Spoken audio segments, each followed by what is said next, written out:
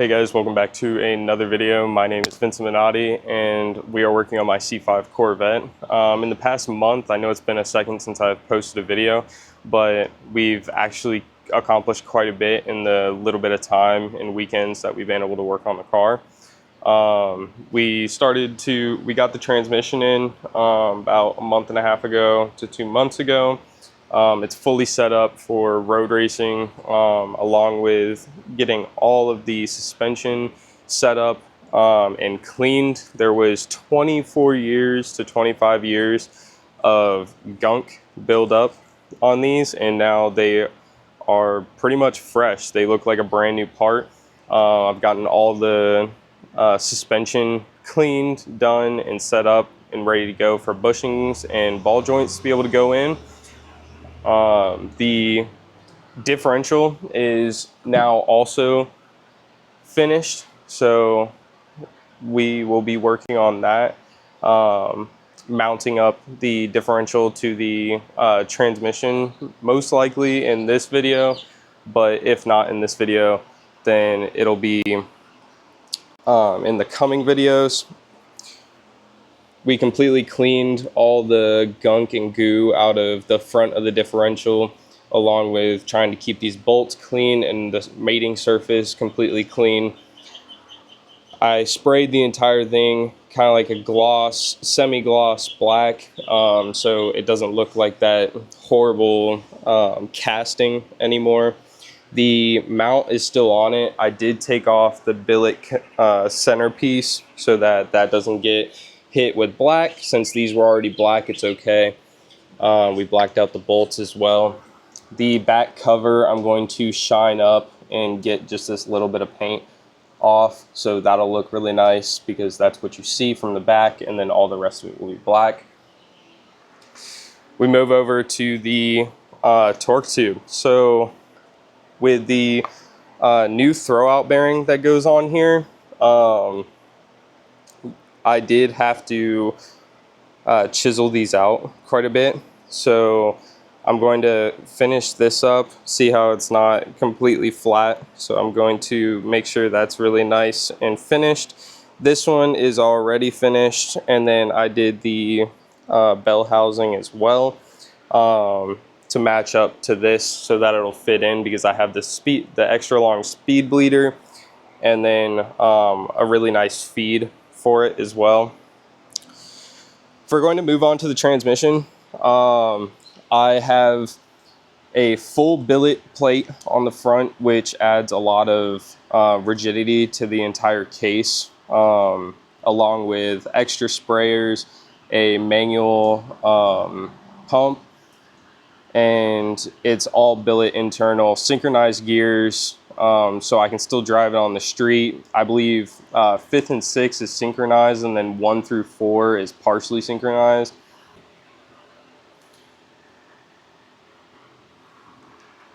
Whole center shaft is all billet. Engine mounts, that will be getting set up as well. I'm going to clean these. That's the last thing to clean. All of the other suspension parts are all cleaned, along with the cradles, which came out absolutely phenomenal. These in the daylight, if I can put a picture in here, I will, but these shine so much now. There is probably maybe like that much grime built up on top of these or more when I first started to clean them. The torque tube, I also am going to have to do the backside, but I'm going to get to that in a second. I also cleaned up the power steering this past month as well, along with, if you see the shiny parts sitting here, I got in a Vade dry sump tank, and then along with the breather, which is going to have to go in the system. The only thing that I have left to get for the dry sump system is the dry sump pump, which is going to come from Peterson. And then instead of going with a normal bushing or a polyurethane bushing, I went with these Delrins from After Dark Speed. After Dark Speed is a company up in North Carolina that sells these. there's a option for them that you can get extra offset, because if anybody races these cars, they know that getting offset in the rear of the car is kind of a pain. So these bushings are way beefier and way stiffer than a polyurethane or the average GM bushing, which is going to add a lot of rigidity and strength to the suspension. The urethane is great, but the problem with it is that they don't hold up as well. So you also have to oil those, or sorry, not oil, but grease those bushings. And then you have your factory, which is very sloppy and doesn't add any rigidity to the suspension for racing if you want to go to the track. But with Delrin, this company, After Dark Speed, I would go and talk to Ryan on what you want. I don't completely know if he sells any other bushings, but I do know that he sells these. They add extra offset to the rear, and the Delrin bushing, when you feel them, they're almost like a billet piece that you're putting in. So it's going to be extremely stiff, and they are self-lubricated, which is really nice with this type of rubber. So once you put them in, you'll most likely feel a massive change, even if you haven't changed your sway bar and your coilovers, or sorry, your leaf spring to coilovers.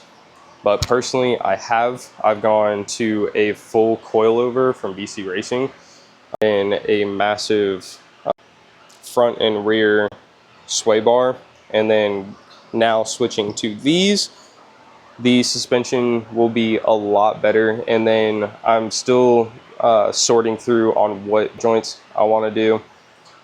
But then to talk about the clutch that I ordered a triple disc clutch from Monster, and this is the throttle bearing that I was talking about with the extra long bleeder. They give you pretty good instruction, and I had to get some extra bolts for the slave. But this is the clutch. It's very nice, very well designed. It's all billet. It has an LT pressure plate, so it comes with the stock pressure of a C7 Corvette, which will make it a lot easier to drive. But then paired with the fact that it's a billet steel flywheel, so it's not super lightweight, but it's still lighter than your normal flywheel. And then the rest of it is all billet, and you can see the clutches in there. So a super nice piece. They give you extra bolts to be able to mount the flywheel in, and then they give you a nice little guide and then your pilot bearing.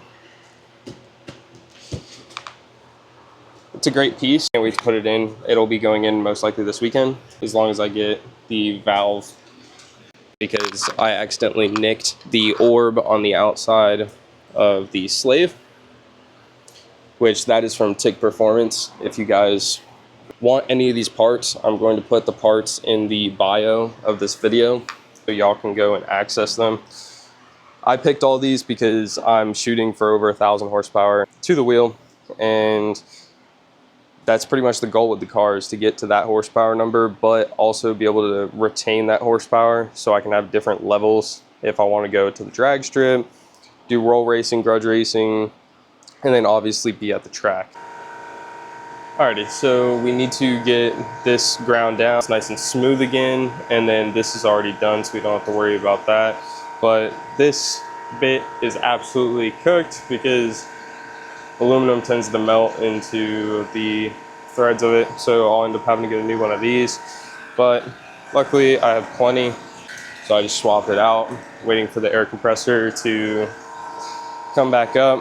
But I drew a line on the side of this so that I have something to go off of, go too deep. But I just want it to be nice and finished, so if someone does take it apart and look at it, they're not like, oh, it's all chopped up. Some kid did this.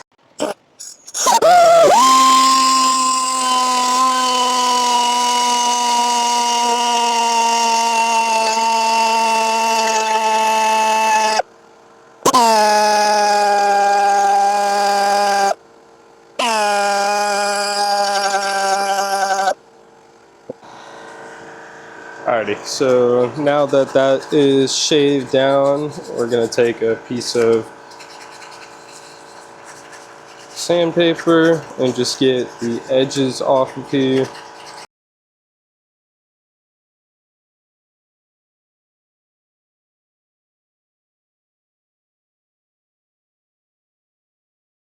Right, blow all this.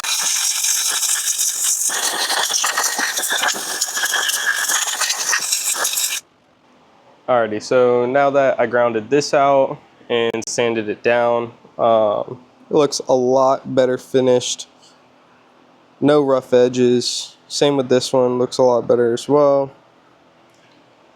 And then now we have to do the other side that the transmission housing will go to. So that little thing that's poking out is what we're going to have to grind the back out for.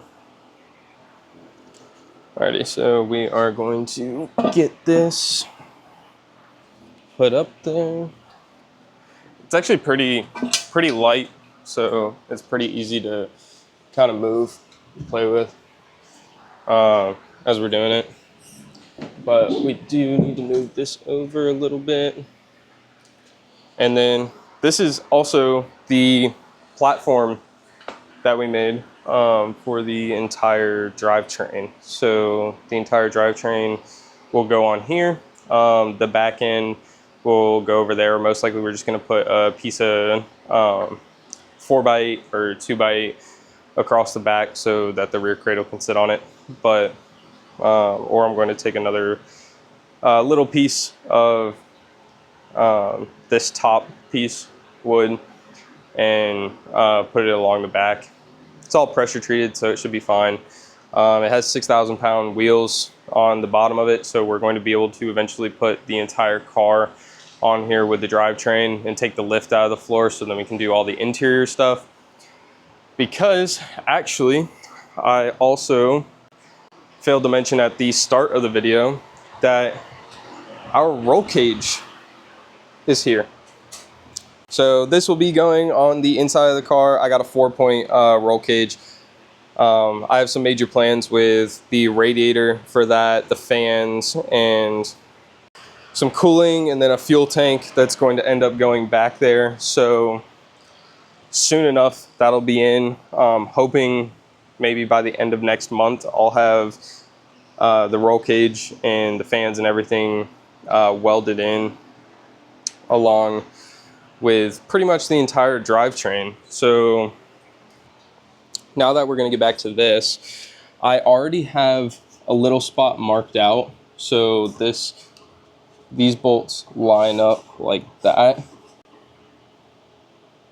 So that should work out. I'm going to set this up on here real quick. And what I mean by jig is literally just putting the front half of the transmission up, so then I don't ruin any of the splines or anything trying to put it in, and fit it. And then 2 people, 4 hands is always better than 2. So being able to kind of put it on there and fit it is going to be a lot easier. But I'm going to get this part cut out, and then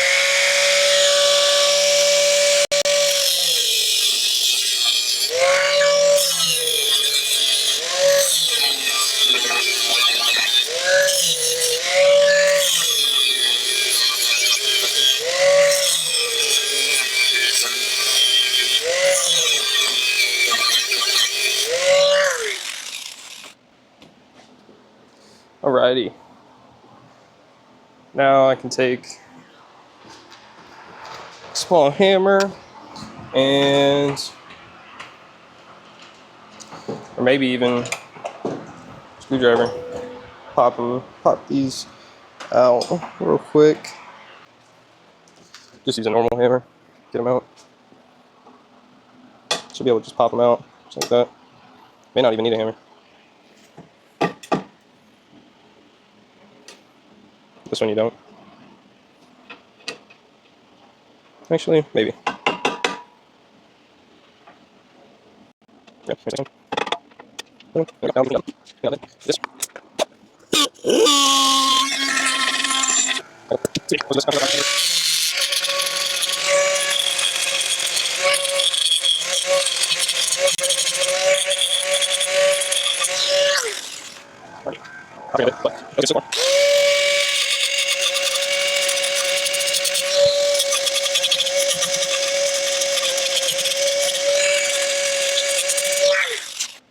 Now that looks a lot better. Nice and straight. I think that's about as straight as you're gonna get it. So I'm going to wait until my dad gets home so then we can lift up the transmission, put a little piece of block underneath it, and I want to make sure that it doesn't fall over because I don't want my money to fall on the ground. But we'll end up putting that onto the transmission, and I'll get that all lined up. And then I'm going to need to clean these most likely tonight. But we can also talk about the torque tube. So the torque tube, I had it redone. I made an Instagram video on it, and then I also made a short YouTube video on it as well. But to go into just the bare basics is I got all these new bearings from RPM, and then I got the new snap ring kit from this drivetrain. What you could do is you could buy the entire bearing and snap ring kit from Texas Drivetrain. I got the drive shaft from Henson Motorsports, Henson Motorsports, and then PST is the actual machine shop that makes them. Henson is the one that created the CNC program for it, I guess you could say, and then just a heavy duty shaft on the front with 12 millimeter bolts through. Everything's been replaced, so it's all fresh. To go over the transmission a little bit more, this is a TR6060 out of a C6 that is going to be going into my C5. This TR6060 has pretty much the same setup, just a road racing setup gears in it, so they're a little bit longer, kind of like the ZR1 setup, with the main shaft being billet, shift forks, carbon synchros, and then a mechanical pump in the front with extra sprayers that spray down onto the gears to keep the gears cool. I am going to be using those two ports, so I want to make sure that this is all nice and clean shaved, so just in case if there was a fitting next to it or a line that gets wrapped around somewhere, I won't have to worry about anything hitting it or a wire or something hitting this and potentially causing chafing, because I want this to last. But I will be running a emission cooler setup on it with 2 fans. That will be coming soon, which is going to be in the back of the car. Everything to be able to get this car all set up. We can talk about the motor a little bit since this is going to be the end of the video. This is a 6-liter LQ4 that's been bored out to a 408. It made great numbers on dyno, naturally aspirated, LS2 pan, forged crank, forged rods, chromoly pistons, 20cc disc pistons with a 64cc chambered head, AFR head. They're smaller heads. I didn't see the effort in going to a full CNC'd head like if I was going A with the car, but with how the motor is, and since I'm doing forced induction, the air is going to get in there. Either way, you might gain another 5 to 10 horsepower off of it being a better flow, but I'm going to gain that with a bigger intake. So that brings me to the top end of the motor. It is a BTR cam with all Gen 4 stuff, so Gen 4 cam sensor in the front, and then a 4X gear in the front as well. With an ATI dampener. The intake manifold is a poly, but it's been fabricated and polished. I'm going to repolish it so it's nice and shiny when we put it in the car, since there's all fingerprints and everything all over it. But I traded my ultra low rise for an ultra high rise intake manifold, along with some Holley EFI fuel rails, which are about the same, but they're a little different. They sit a little different on there. But other than that, I mean, it's a pretty basic setup. And, I did the whole top end. I have Johnson lifters, chromoly push rods, 660 lift springs, dual springs, and then an upgraded valley cover for some more breather. And then also the knock sensors have been moved from the top to the side location. They are right here. It's going to be a boosted motor. I'm hoping for over 1,000 with it, and it's going to be a pretty sick setup. I have maybe a different throttle body coming, but we have to fabricate this a little bit better to put a different plate on there. And then some 1300cc injectors. And then the whole fuel system is going to be completely different, as we have a fuel cell that's going in, external pumps, bigger line, pretty much everything to make this car perform well and have all the fuel cool and the oil cool and everything like that. Especially in the coming months, I'll be ordering the fuel pump, or sorry, not the fuel pump, but the oil pump. It's an external oil pump. It'll go on the side, down on the bottom. It'll be belt driven, and that's where these tanks come into play that I was talking about earlier. The only other thing that I have to get besides the pump is a filter relocation, since I already have 2 oil coolers that are going to be up front, along with an intercooler that's also going to go up here, but all the rest of the coolers are going to be in the back along with the radiator. And yeah, so everything will be billet mounted. I'm going to, in the next video, I'm going to put the transmission up to the differential, and then put the brand new bars that I got from RPM. I swapped out the automatic bars for the manual bars, so these will go up top up here. And then I'm not going to set up the torque tube to the transmission. We're actually going to do it the opposite way. My new pan comes in tomorrow for the dry sump system, so it'll be just about this height, but along, and then with some outlets, and then a drain for the turbo, and then a feed for the pump. That'll be also in the pan, so we don't have to worry about the doing any drilling or anything into the block. We're going to set up, once I have the pan on, we're going to set the motor onto the platform with the cradle. We have to drill out one side of the cradle hole for the engine mount, and then after we drill that out, we'll be able to take the motor, set it on it, bolt it down, put the whole front back onto it, and then put the clutch onto the rear and mount this up. So we're going to mount this onto the back of the motor first, and then we're going to slide the transmission into the back of the housing of the torque tube. I don't want to deal with messing up the clutch on the back of the motor, especially since they're kind of finicky, especially with 3 disc.